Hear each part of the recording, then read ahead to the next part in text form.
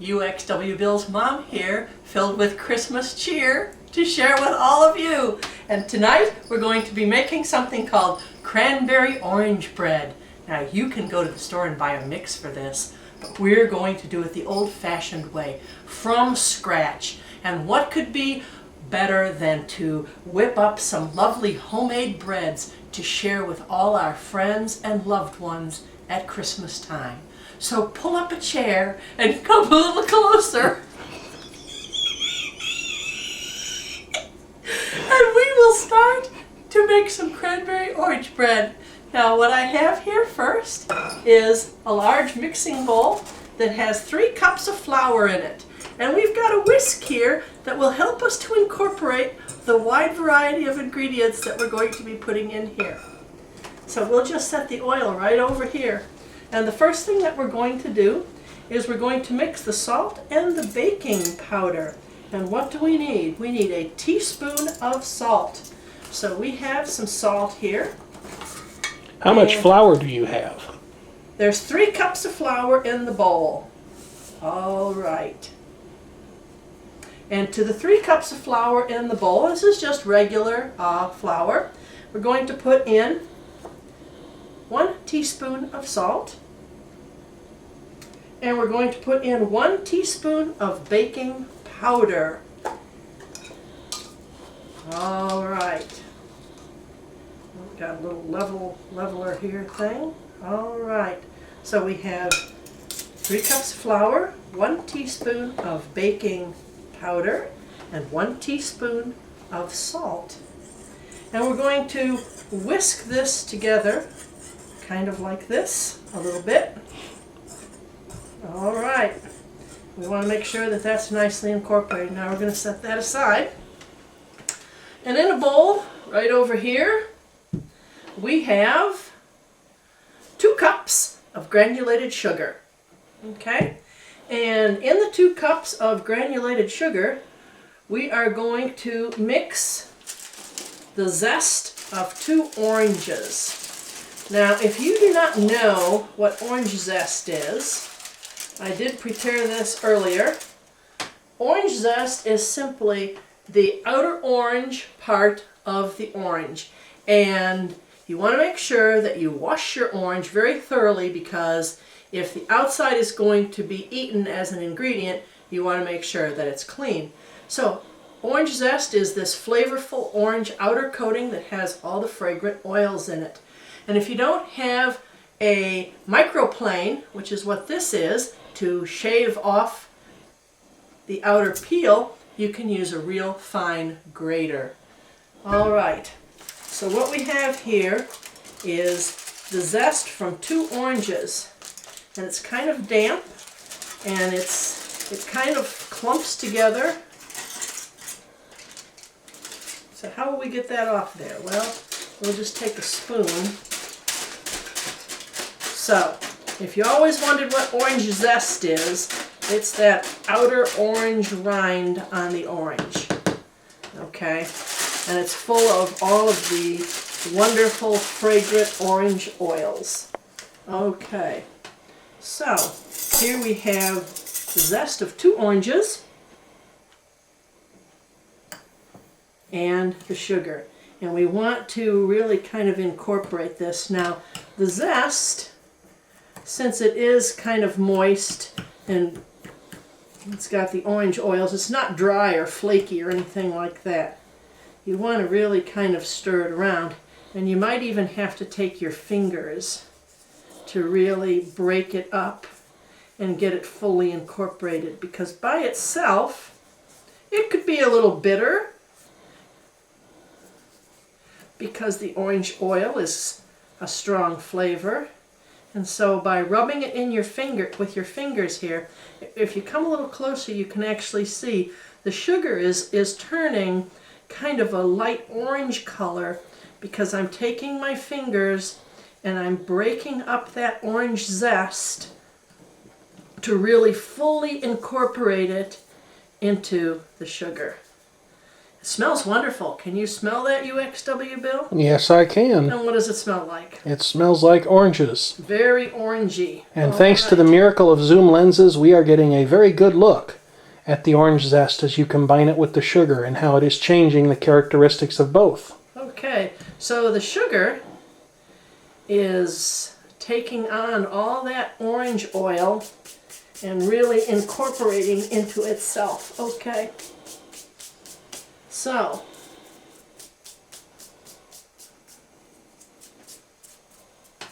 we're going to whisk these two things together. 2 cups of sugar, the zest of 2 oranges. All right, I'm going to whisk this together so that it becomes fully incorporated. My fingers smell really orangey now too. All right. And a whisk is really the best thing to use because this is a dry mixture, a dry ingredient mixture, and the whisk really incorporates it. Now this should make 2 full-size loaves, but we're going to be making it in little mini loaves to give for gifts. All right. So take a look at that UXW Bill. Does that look pretty fully incorporated? I would say that it does. All right.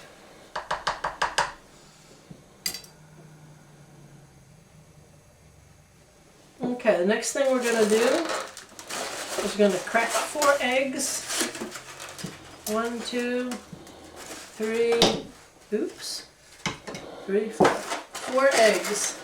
And we're going to crack them into this bowl. We're going to try to minimize the number of dishes that we dirty. Okay, so we have 1. It's always a good idea to spread a towel out on the table where you're working, as I've done here. That kind of keeps your mess contained. And if you do spill a little something, it's easy to clean up. Got a napkin here to wipe my fingers. Okay, so first of all, I've got my 4 eggs. I'm going to break the yolks and just kind of give them a little stir. And the reason for doing this is just so that when I mix them with the other ingredients, they will incorporate more quickly. And that's no yolk. And that's no yolk. All right. There we go. Any of you in the viewing audience who were hoping we'd make an egg yolk related pun, now you can rest easy.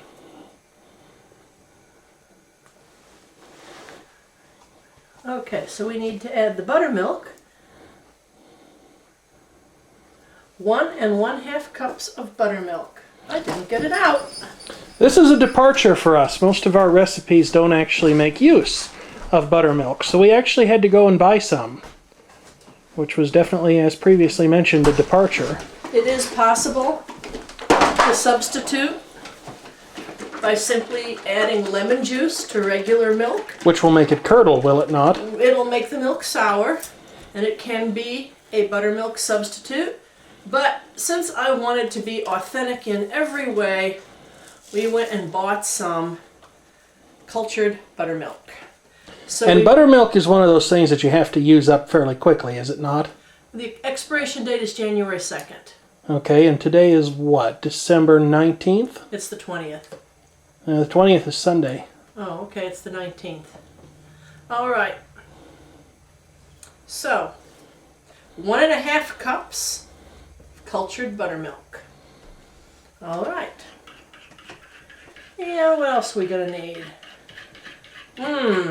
UXW Bill, we could have a problem. What is that?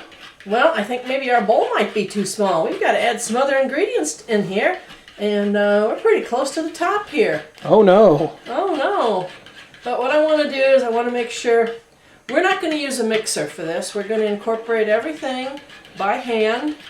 And so right now I'm just using a stir spoon here to get the buttermilk and the eggs to fully incorporate. All right. Oil. How much oil? 1 cup of vegetable oil. Well, we're getting close. Yeah, it could be close. Well, if we have to transfer it to a larger bowl, we will. Okay, 1 cup of vegetable oil. That's just a 1/2 cup measure, so we'll do it twice. Yep. Okay, well, we still got a little room left in the bowl. Not much though. Okay. Okay, the oil, of course, is floating on top right now. So we'll give that a little stir and see if we can't incorporate that a little bit.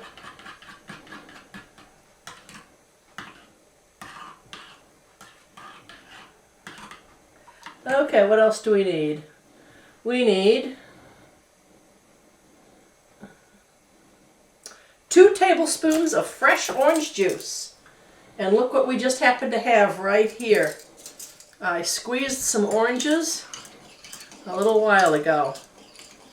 All right, and since it does separate a little bit, 2 tablespoons of fresh orange juice. What will we do with the rest? Well, we'll have to drink it. There's 1, 2. 2 tablespoons of fresh orange juice. And a teaspoon of vanilla extract. Right here. 1 teaspoon of vanilla extract. There we go. What a unusual looking mixture here we have, and the oil is still floating on top.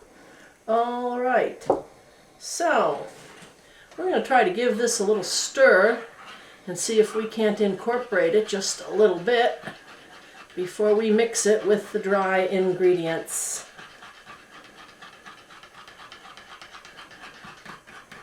Boy, can you get a picture of this, UXW Bill? I just did. That oil is really floating on top. All right. The word of the day is immiscible.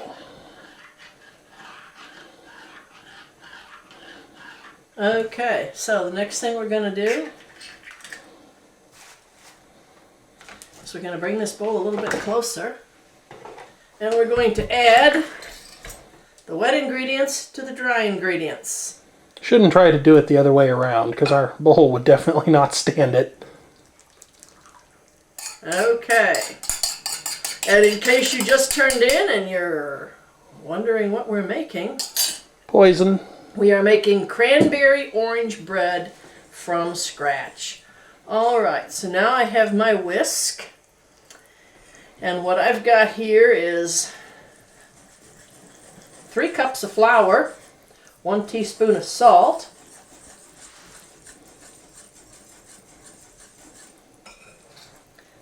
baking powder, oops, granulated sugar, We'd call the dog, but we don't have one. fresh orange juice. Yeah, we just did spill a little. Okay, so we're not using a mixer. We're going to incorporate this all with our whisk. And it smells good. It's a little lumpy. It probably will be. We got to get it out of our whisk here and get it nicely incorporated. It's just something that takes a little bit of time, but it definitely can be done. And the result will smooth out considerably the more we continue to work at it with the whisk. Now, aside from the splatter on the floor, we're in good shape. All right, so we've got a uniform mixture here. Looks like everything is nicely incorporated. I love the way you're making the chimes in that clock rattle when you do that. It's got a nice uniform consistency. Okay, so we'll shake out our whisk.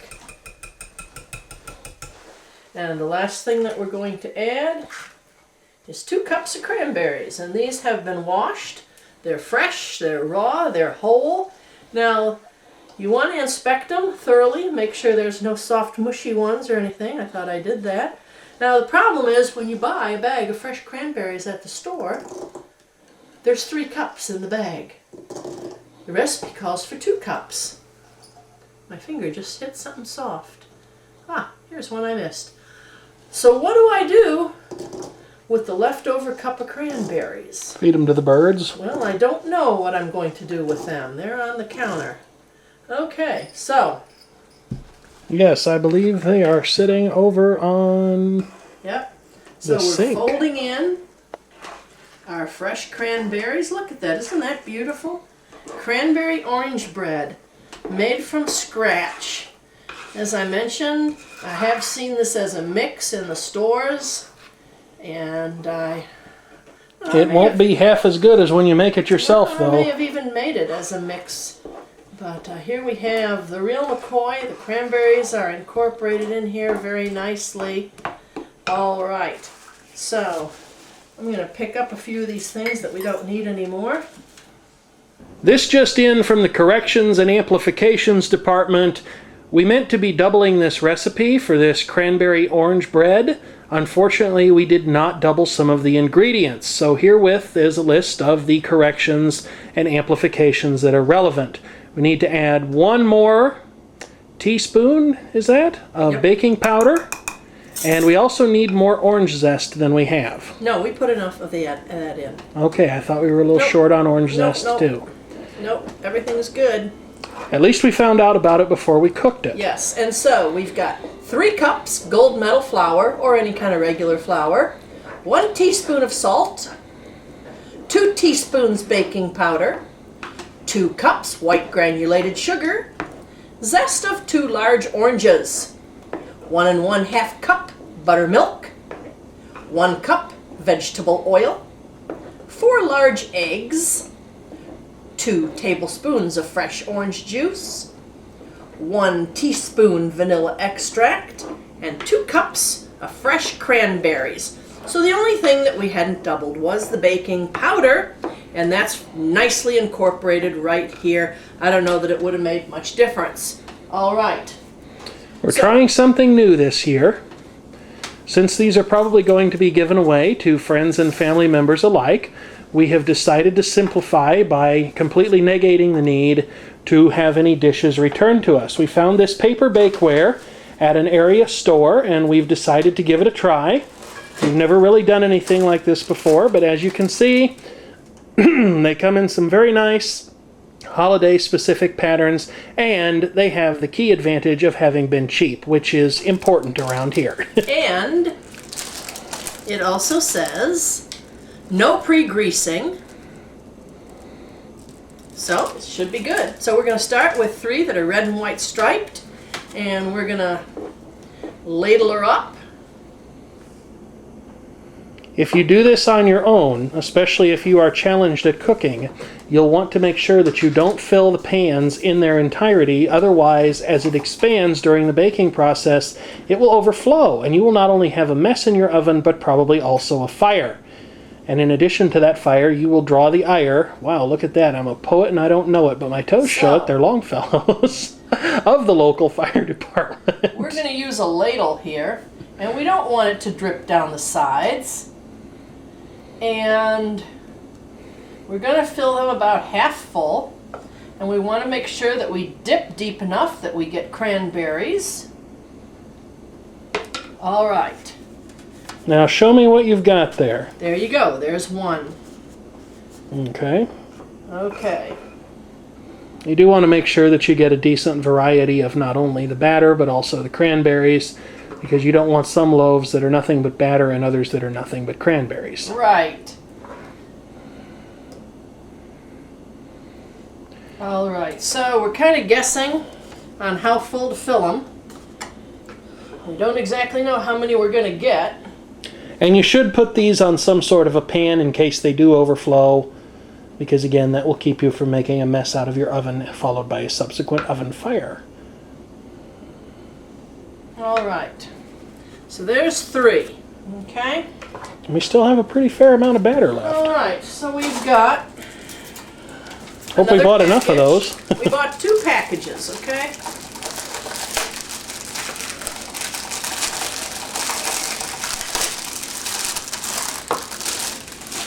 All righty. So.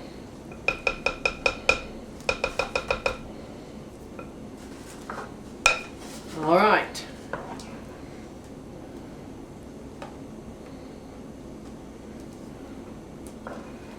Our oven is preheating in the background, by the way. And to what temperature should the oven be set for preheating? 350.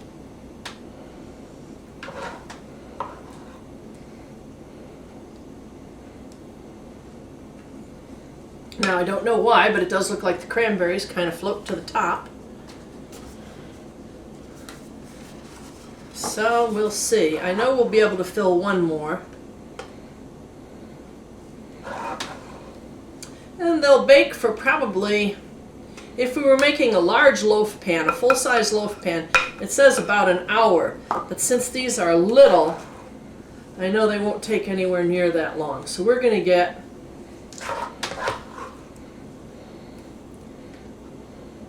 5 of these.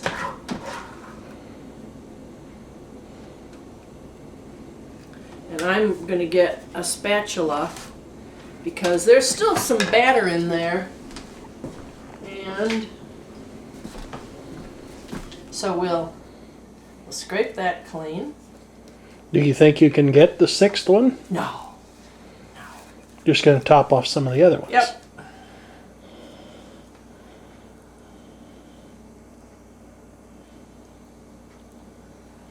I don't know that any one looks particularly low, but... No, I don't really think so. Okay, so we'll bake these.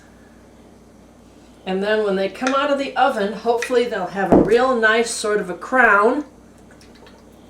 And then they get a wonderful orange glaze over the top.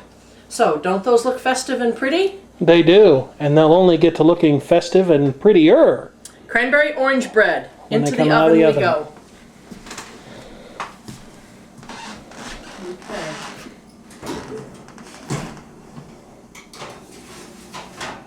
Hello again. We've cleaned everything up and we're ready for the next phase of our cranberry orange bread. And the glaze that we're going to put on calls for more orange zest. And for those of you who are wondering just what does that look like or how does that work, if you're not familiar with the term zest, we're getting the ingredients ready to make the glaze. And the glaze is some freshly squeezed orange juice, some powdered sugar, and some more orange zest. So what I have in my hand here is called a microplane. And if you're a woodworker at all, it's kind of like a woodworking plane. And it shaves, it's got little tiny blades. I don't know if you can get close to that, William, or not. I did. Oh, I said your name. So? Oh, okay, uxwbill. And so what I'm doing is I'm just going, can you see how the orange changes color? Yes, I've been zoomed in on it the whole time. Okay, so I am merely shaving off that outer orange rind, and all those little encapsulated bits of orange oil are kind of burst open, and a wonderful aroma of orange. Now the only problem is once I have this naked orange, I'm going to have to eat it because it will dry out very quickly because it doesn't have its rind anymore. So he's kind of naked now. And when you're using the microplane that I have here, you don't have to worry about getting into the pithy parts that are bitter because it doesn't go that deep. So this is what you get. This is the zest from one orange. And for our glaze, we need 2 teaspoons full. So maybe in preparation, we will see how much zest do you get from an orange. And it looks like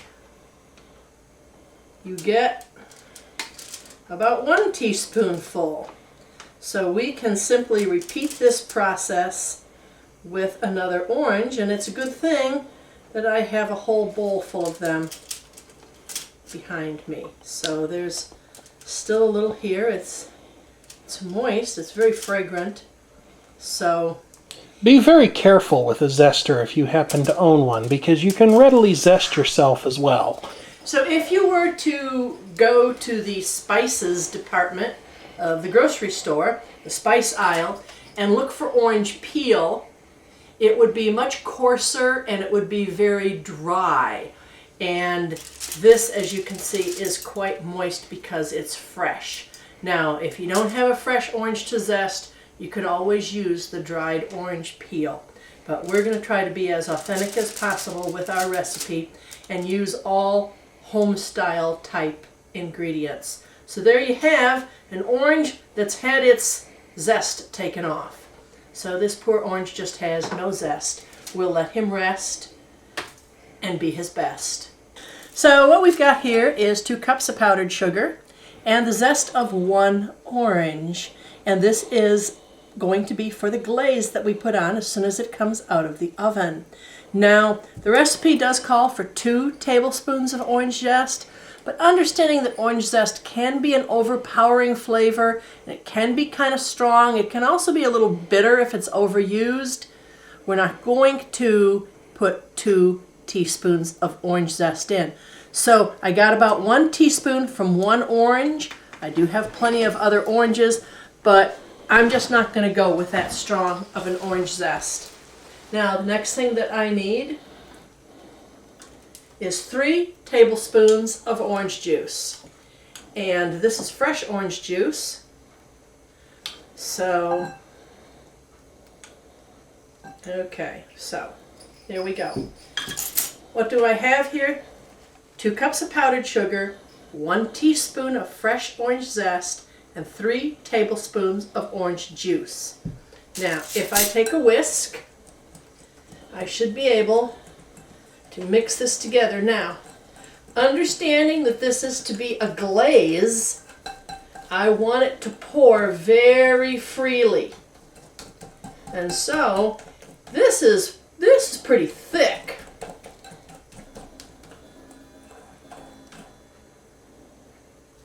And so what I may do, since I do have the orange juice, is just sort of put just a little bit more in to just make it a little more of a glaze consistency. It's got a light orange color, and I think when I look at this, you can see, can you zoom in on that? You can see the orange zest. I think there's plenty in there. It's very fragrant, and I think that this will drizzle on very nicely as a glaze. Okay, so I have 5 small loaves that I need to distribute this on. Okay, so we'll just set this aside, and when the 5 loaves come out of the oven, we will put the glaze on them. Well, once the orange has been zested, it will dry out, so we need to eat this right away. So luckily, we have a way of doing that. What's the easiest way? Well, we'll just juice it. We have an electric juicer too. Got some juice, but everything for this recipe is truly made from scratch, so the juice will be freshly squeezed. And there was fresh orange juice in the cake as well as in the glaze. And what will we do with the extra? Well, we'll drink it, of course, and get our vitamin C for the day. And to freshen the disposer in the sink, we'll grind up the citrus peel, and that will make a fresh smell in the kitchen. Our paper baking pans definitely survived their journey into the oven. Unfortunately, due to their lack of rigidity, they allowed the loaves to expand outward instead of upward. Now, who hasn't had that problem, especially around the holidays?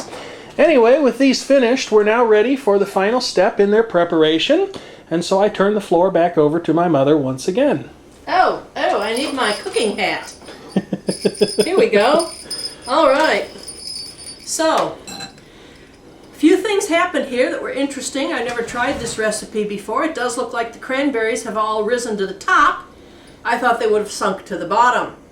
And I also thought that the bread would develop a nice crown, a rounded crown of brownness. And it really didn't, but they are done. They look tasty. And so we've got a little glaze here. And they've been out of the oven about 5 minutes. And so what we're going to do is we're going to drizzle our glaze right across the top, kind of like that. And then I suppose we'll cut one open and see how it tastes. So here we go with our cranberry orange bread and our glaze over the top. All right, so we're going to make an evaluation here, and we're going to sacrifice one of these, and we're going to see if indeed it comes out cleanly out of the pan, and we're going to cut it up, and it does look like it came out pretty clean out of the pan. I don't know that I'd buy these baking pans again. So how's it taste? Well, here's the consistency, As you can see, it's got a nice spongy consistency, and indeed the cranberries are all on the top, but it's quite warm now. As you can see, the steam is coming out of it. Well, we've cut one open, and it has much the consistency of a pound cake, certainly done all the way through as indicated by the brownness on the bottom of the pan. The sweet glaze offsets the tartness of the cranberries, so perhaps that really illustrates the importance of the glaze, because otherwise it would probably be rather tart. It's got a nice flavor. It's moist and not exactly loaf-shaped as I would have expected. Might be really good for breakfast with a cup of coffee, and much like pound cake in its flavor and texture. So there we go. We've got a few extra loaves that we might share with friends.